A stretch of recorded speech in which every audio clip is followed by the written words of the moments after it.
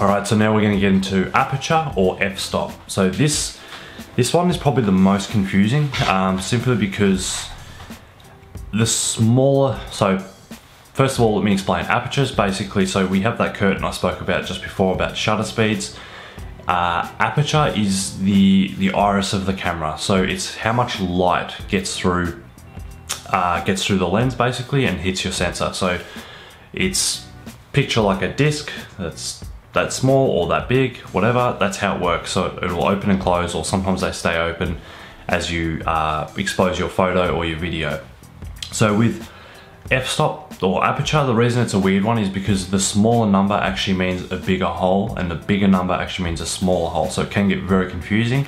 So if I was shooting on, say, f11, which is at an f-stop of 11, the hole might be really small like that.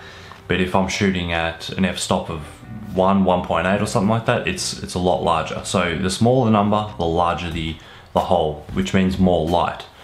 So the two effects basically you get from this is shooting on a small number aperture but a large hole. So say we're shooting f1.8, which is a large hole and small number, that allows lots of light to come in.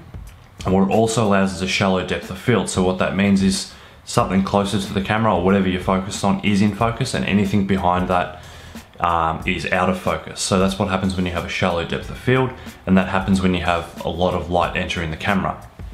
If you narrow your aperture, meaning use a higher number, so let's just say we go with f11, then you might be shooting through a hole that small, everything becomes, so it lets in less light, but everything becomes a bit flatter. So overall, your background will start to be in focus as well as the foreground more so. So this is really good when you're shooting on a gimbal, like a Ronin M or a Steadicam, when you don't have a follow focus system. It's really good because almost everything is in focus.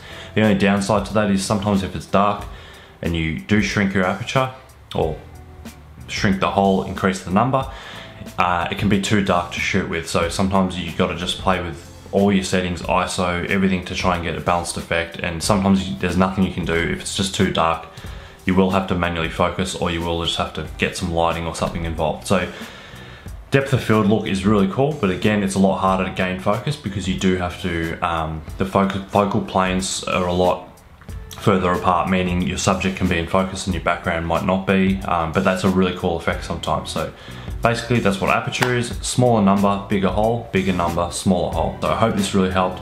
Please subscribe, please comment if you like, and I'll see you soon. Thanks for watching.